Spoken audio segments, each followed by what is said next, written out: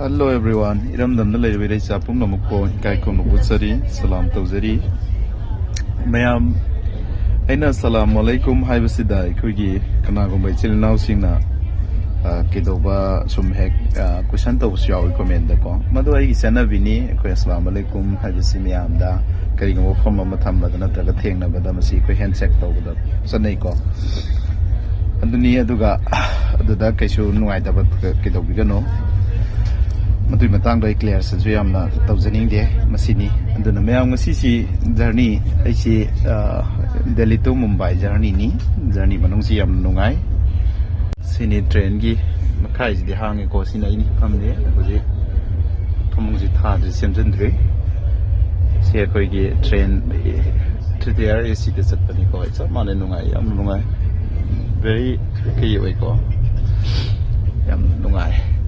sini journey manung sida kari mo phang khara ri singai harbadi mayam kari gi no khangde sorna la na kai tam khrabno tumba da su sa ba su iram dam gi adum nu siba de iram dam gi nungai ta ba sigi sing je dum phauze taseng na haira kan da di iram dam da khoina khwaidagi danger ori si kari no haiba matam da aina mamang da bodi hybrid kana hai ko mamang ekoi mapan gi agency nga do adun han phong na koi yoja sing adagi social activities me amna hai ka so me am law kre adubo nongan baga dum da koi gi indigenous people wal gi indigenous people lab kre du taw kre kare ka thai na ba scholar sing du da adagi ekoi gi seng na hara kanda atang ba oza dana bi lai samgum ba gi da comment section lak thina ngang ba oza ra jendro yam tang ba khoi gi symbolic ora ba oza sing khoi gi pai pan sing hai tare oza sing da gi oza sana to bogum ba da threaten to boi mong da khoi gi ngang ba masigi sing se taseng na nungai je de koi maramdi ekhoi da ngang budi ngang jo duga hair wa za sing idea of Manipur da Manipur gi integrity sigi matang da laujari ba amadi ekhoi mayam da losing pibi ri ba za sing chi da taseng na sai ba khot pa taw ba sigi mayam sing chi ai taseng na nungai te aduga na sa du na popularity oi ba popular oi ba ding ngam draga communion gi wangang ga communion gi message tawraga communion gi post tawraga ai popularity oi ga di hai ba dom su adu aran to kong thang ni kai do nung da never ever den hang oi ro sim jai han je gi na hak ni iri ba na hak na ngang gi ba ai paning de ke kel ki oi ga da mit moi ma ming si pala ro si moi celebrities on thok ki dawre aduna na sa dom tang khan thau horok khom khango khang draga na khangpham da chalaga tammo ngarak leite communal gi a pangan na pot pusalak pa du na laiba madu to gano phatte to bi gano Manipur santi oi ga ra di number 1 da maitai chilina ma pangan kalhan ma thau tai all communities na maram di makhoi khoi guardians ni makhoi gi parents ni maram di haibadi makhoi na mapa mapi oraga kolaga lakpani thaina dagi su khoi dharma jat christian chatpada sunna kaisu laiki de adai hindu chatpada su laite adagi khoi gi muslim laining chatpada su maitai chilinaw sing am phothing laiki de yam nuksi sana ra loina ra ga lai ko maitai sing sina mapa mapi oraga big brother gi role lauraga khoi me am bang pi sen bi la lai huji su sen kini aduna Manipur da number 1 da maitai community si sokhalan ba mathau tai maitai community si mapangan kalhan ba mathau tai haibadi sokhat ba da loina mak sokhat min nagdam si su la na mu sen sat kini India government ga fight to gador si maitai communities ka ne ba makhoi gi backing da sanga dor si ne khoi leiri ba minority sing si ne adon silinaw sing da ina pijani ba message ti ai khoi maitai silinaw se masi free movement si start han gadam ne si chat ga di wakai thing ga yam la ka ne ba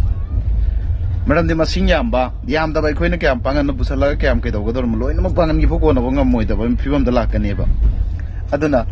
maitai ma pangan kalhan si amadi Manipur da lairi ba all communities punna mu chawkhat ki haidar di ko India government the fight direct to bangam si ram dang gi na atai su ngam badi aduna ai han thana haibe na te maitai na masing yam ne maitai sing sin ngang nan ba mathau tai ba aduga maitai punsalan ba mathau tai ba aduga maitai silinaw da ma hai ge maitai silinaw na ai khoi gi ꯑꯩꯈꯣꯏ ꯃꯨꯠꯈꯤꯗꯧꯔꯦ ꯑꯩꯈꯣꯏ ꯃꯥꯡꯈꯤꯗꯧꯔꯦ ꯑꯗꯨ ꯏꯀꯥꯏꯅꯤꯡꯉꯥꯏ ꯋꯥꯐꯝꯅꯤꯀꯣ major community administration ꯅꯈꯣꯏꯗ ꯂꯣꯏꯅꯃꯛ ꯂꯩꯔꯤꯕ every all power ꯅꯈꯣꯏꯒꯤ ꯅꯈꯨꯠꯇ ꯂꯩꯔꯤꯕ ꯄ꯭ꯔꯖꯥꯁꯨ ꯅꯈꯣꯏꯅ ꯌꯥꯝꯃꯤꯕ ꯑꯦꯗꯃꯤꯅꯤꯁꯇ꯭ꯔꯦꯁꯟꯁꯨ ꯅꯈꯣꯏꯅ ꯌꯥꯝꯃꯤꯕ ꯄꯨꯂꯤꯁ ꯗꯤꯄꯥꯔꯠꯃꯦꯟꯁꯨ ꯅꯈꯣꯏꯅ ꯌꯥꯝꯃꯤꯕ ꯅꯈꯣꯏꯗ ꯂꯣꯏꯅꯃꯛ ꯑꯦꯕ꯭ꯔꯤ ꯄꯋꯥꯔ ꯂꯩꯔꯒ ꯅꯈꯣꯏꯅ ꯃꯨꯠꯈꯤꯗꯧꯔꯦ ꯍꯥꯏꯁꯤ ꯏꯀꯥꯏ ꯅꯈꯣꯏ ꯄꯨꯟꯁꯜꯂꯨ ꯅꯈꯣꯏ ꯄꯨꯟꯗꯕꯅ ꯑꯇꯩ ꯀꯝꯃꯨꯅꯤꯇꯤꯁꯤ ꯄꯨꯜꯂꯛꯇꯕꯅꯦꯅ ꯑꯩ ꯂꯧꯖꯩ ꯑꯗꯨꯅ ꯑꯩꯈꯣꯏꯒꯤ ꯃꯩꯇꯩ ꯏꯆꯤꯜ ꯏꯅꯥꯎꯁꯤꯡ ꯄꯨꯟꯁꯤꯟꯕꯤꯌꯨ ꯑꯃꯗꯤ ꯂꯤꯗꯔꯁꯤꯡ ꯄꯨꯟꯕꯤꯌꯨ ꯃꯅꯤꯄꯨꯔ ꯁꯥꯟꯇꯤ ꯊꯨꯅ ꯑꯣꯏꯍꯟꯒꯦꯗꯤ ꯅꯝꯕꯔ 1ꯗ ꯑꯩꯈꯣꯏꯒꯤ ꯃꯩꯇꯩ ꯏꯆꯤꯜ ꯏꯅꯥꯎꯁꯤꯡ ꯄꯨꯟꯁꯤꯟꯕ ꯗꯔꯀꯥꯔ ꯑꯣꯏꯒꯅꯤ ꯅꯠꯇ꯭ꯔꯒꯗꯤ ꯑꯩꯈꯣꯏꯒꯤ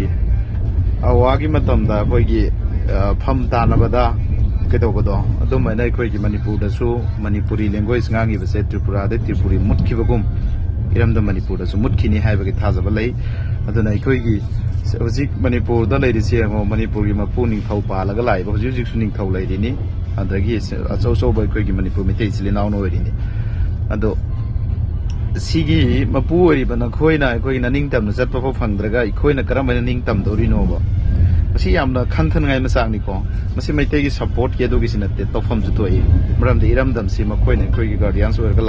ꯂꯥꯛꯈꯤꯅꯤ ꯕꯤꯛ ꯕꯣꯔꯗꯔꯒꯤ ꯔꯣꯜ ꯂꯧꯔ ꯂꯥꯛꯈꯤꯕꯅꯤ ꯑꯗꯨꯝ ꯂꯥꯛꯈꯤꯅꯤ ꯑꯗꯨꯅ ꯉꯁꯥꯏꯒꯤ ꯑꯩꯅ ꯃꯦꯟ ꯑꯣꯏꯅ ꯍꯥꯏꯖꯅꯤꯡꯕꯗꯤ ꯃꯌꯥꯝꯗ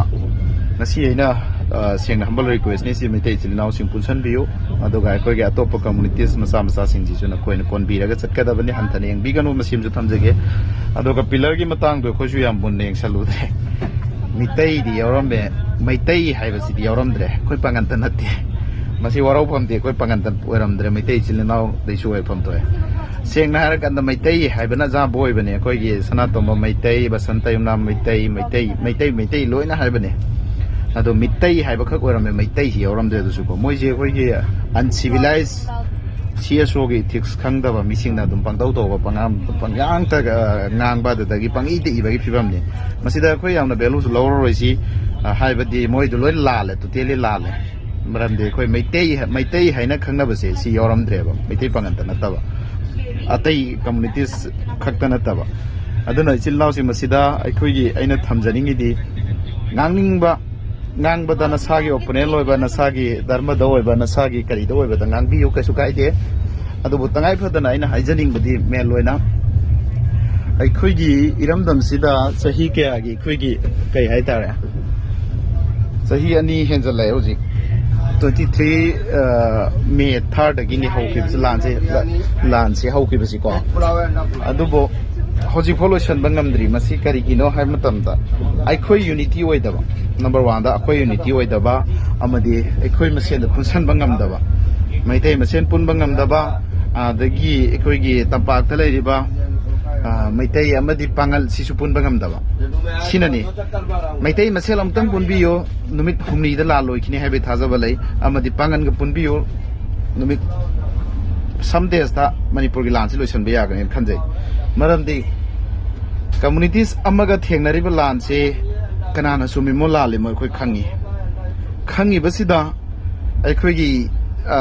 ꯇꯁꯦꯡꯅ ꯈꯠꯅ ꯆꯩꯅꯕꯗꯤ ꯇꯣꯉꯥꯟꯕ ꯑꯃꯅꯤꯀꯣ ꯑꯗꯨꯏ ꯃꯦꯇꯔꯗꯨꯗꯤ ꯑꯁꯤꯅ ꯃꯌꯥꯝ ꯊꯣꯛꯈ꯭ꯔꯦ ꯃꯗꯨ ꯌꯥꯝ ꯅꯨꯡꯉꯥꯏꯇꯦ ꯑꯅꯤꯃꯛꯀꯤꯗ ꯀꯝꯃꯨꯅꯤꯇꯤꯁ ꯑꯅꯤꯗ ꯕꯠ ꯇꯧꯕꯇꯕꯨ ꯁꯦꯄꯔꯦꯠ ꯑꯦꯗꯃꯤꯅꯤꯁꯇ꯭ꯔꯦꯁꯟꯒꯤ ꯃꯇꯥꯡꯁꯤꯗꯤ ꯁꯤꯗꯒꯤꯅꯦꯕ ꯁꯥꯎꯔꯛꯈꯤꯁꯤ ꯄꯥꯡꯒꯟꯁꯨ ꯅꯤꯉꯣꯜ ꯃꯆꯥ ꯀꯥꯏꯅ ꯌꯥꯎꯔꯛꯏꯁꯤ ꯑꯗꯣ ꯑꯩꯈꯣꯏ ꯉꯝꯈꯩ ꯊꯨꯒꯥꯏꯕ ꯃꯅꯤꯄꯨꯔꯒꯤ ꯏꯟꯇꯤꯒ꯭ꯔꯤꯇꯤ ꯀꯥꯏꯕꯗꯤ ꯑꯩꯈꯣꯏꯁꯨ ꯌꯥꯖꯅꯤꯡꯗꯦ ꯁꯦꯄꯔꯦꯠ ꯑꯦꯗꯃꯤꯅꯤꯁꯇ꯭ꯔꯦꯁꯟ ꯍꯥꯏꯁꯤꯗꯤ ꯃꯪꯗ ꯃꯪꯒ꯭ꯔꯥ ꯇꯥꯟꯕꯒꯨꯝꯅꯤ ꯃꯗꯨ ꯑꯣꯏꯔꯣꯏ ꯃꯗꯨꯅ ꯍꯥꯟꯅꯗꯒꯤ ꯂꯩꯔꯛꯏꯕ ꯃꯅꯤꯄꯨꯔꯁꯦ ꯃꯁꯤ ꯑꯣꯏꯅꯕ ꯍꯣꯠꯅꯁꯦ ꯑꯗꯣ ꯃꯩꯇꯩ ꯏꯆꯤꯜ ꯏꯅꯥꯎꯅꯁꯨ ꯏꯟꯗꯤꯖꯤꯅꯁ ꯄꯤꯄꯜꯒꯤ ꯌꯨꯡꯕ ꯈꯣꯠꯄꯗ ꯁꯦꯄꯔꯦꯠꯁꯦ ꯈꯥꯏꯗꯣꯛꯑꯒꯗꯤ ꯅꯈꯣꯏꯁꯨ ꯁꯦꯄꯔꯦꯠ ꯄꯥꯝꯕꯒꯤ ꯐꯤꯕꯝꯗ ꯑꯩꯈꯣꯏꯒꯤ ꯀꯨꯀꯤꯗ ꯑꯗꯨꯗꯤ ꯀꯨꯀꯤꯅ ꯄꯥꯝꯃꯤꯕ ꯀꯨꯀꯤ ꯏꯆꯤꯜ ꯏꯅꯥꯎꯅ ꯄꯥꯝꯃꯤꯕ ꯁꯦꯄꯔꯦꯠ ꯑꯦꯗꯃꯤꯅꯤꯁꯇ꯭ꯔꯦꯁꯟꯁꯦ ꯑꯂꯛ ꯃꯁꯥꯅ ꯇꯥꯍꯟꯕꯤ ꯐꯤꯕꯝꯗ ꯃꯁꯤꯒꯤ ꯉꯥꯎꯐꯤꯡ ꯇꯨꯐꯤꯡ ꯍꯧꯃꯤ ꯐꯦꯗꯔꯦꯁꯟꯒꯨꯝꯕꯁꯤꯅ ꯇꯧꯔꯤꯁꯤ ꯑꯩꯈꯣꯏ ꯏꯆꯤꯜ ꯏꯅꯥꯎꯁꯤꯡꯅ ꯊꯦꯡꯗ꯭ꯔꯒꯗꯤ ꯃꯁꯤꯁꯨ ꯑꯋꯥꯕ ꯑꯃꯅꯤ ꯂꯥꯟ ꯑꯃ ꯂꯣꯏꯗ꯭ꯔꯤ ꯂꯥꯟ ꯑꯃ ꯁꯨꯝ ꯃꯊꯪ ꯃꯅ ꯅꯝꯁꯜꯂꯒ ꯂꯥꯛꯑꯗꯤ ꯂꯥꯁꯇꯗꯤ ꯑꯩꯈꯣꯏ ꯃꯅꯤꯄꯨꯔꯁꯤ ꯕꯔꯅꯤꯡ ꯍꯥꯏꯕꯁꯤ ꯄꯨꯟꯅ ꯃꯩ ꯆꯥꯛꯀꯅꯦꯕ ꯍꯥꯏꯕꯒꯤ ꯊꯥꯖꯕ ꯂꯩꯌꯦꯕ ꯃꯔꯝ ꯑꯗꯨꯅ ꯏꯆꯤꯜ ꯏꯅꯥꯎꯁꯤꯡ ꯑꯩꯈꯣꯏ ꯈꯟꯊꯁꯤ ꯑꯃꯗꯤ ꯈꯟꯊꯃꯤꯟꯅꯁꯤ ꯑꯃꯗꯤ ꯏꯔꯝꯗꯝꯁꯤ ꯀꯔꯤꯗ ꯇꯧꯔꯒ ꯑꯩꯈꯣই ꯁꯥꯟꯇꯤ ꯄꯨꯔꯛꯄ ꯌꯥꯏ ꯑꯃꯗꯤ ꯁꯥꯟꯇꯤ ꯑꯣꯏꯒꯅꯤ ꯑꯩꯈꯣꯏ ꯃꯁꯦꯟ ꯅꯨꯡꯁꯤꯅꯒꯅꯤ ꯍꯥꯏꯕꯁꯤ ꯁꯤꯒꯤ ꯗꯤꯁꯀꯁꯟ ꯇꯧꯁꯦꯕ ꯁꯤꯒꯤ ꯁꯣꯁꯤꯌꯦꯜꯗ ꯋꯥ ꯉꯥꯡꯁꯦꯕ ꯑꯗꯨ ꯅꯠꯇꯕꯤꯗ ꯄꯥꯡꯒꯟꯗ ꯍꯦꯛꯇ ꯉꯥꯡꯉꯒꯅ ꯍꯦꯔꯣ ꯁꯥꯕ ꯃꯥꯏꯅꯣꯔꯤꯇꯤ ꯄꯤꯄꯜꯁꯤꯡꯁꯤꯗ ꯉꯥꯡꯕꯤꯔꯒꯅ ꯑꯐꯥꯎ ꯁꯥꯕ ꯑꯗꯨ ꯀꯟꯅꯔꯣꯏ ꯈꯪꯉꯤ ꯃꯌꯥꯝꯅ ꯍꯦꯔꯣ ꯁꯥꯒꯦ ꯍꯥꯏꯔꯗꯤ ꯁꯣꯁꯤꯌꯦꯜ ꯑꯦꯛꯇꯤꯚꯤꯁ ꯑꯣꯏꯒꯦ ꯍꯥꯏꯔꯗꯤ ꯁꯣꯁꯤꯌꯦꯜ ꯃꯥꯏꯟꯗꯦꯗ CSO ꯑꯣꯔꯒꯅꯥꯏꯖꯦꯁꯟꯗ ꯂꯩꯒꯦ ꯍꯥꯏꯔꯒꯗꯤ ꯑꯣꯜ ꯀꯝꯃꯨꯅꯤꯇꯤꯕꯨ ꯔꯦꯁꯄꯦꯛ ꯇꯧꯕ ꯑꯣꯜ ꯙꯔꯃ ꯖꯥꯇꯤ ꯄꯨꯝꯅꯃꯛꯄꯨ ꯔꯦꯁꯄꯦꯛ ꯇꯧꯕ ꯃꯊꯧ ꯇꯥꯏꯌꯦꯕ सुमाय आई थमजगे को मैम हाइनिंग मैम लई अदुबो ngasi gi journey si da sum tholak po khal sing dunia in thamjari si thank you everyone soi kilan ki biaw sunga pigani iramdam na ye fare iramdam kai bi aro long live Manipur thank you everyone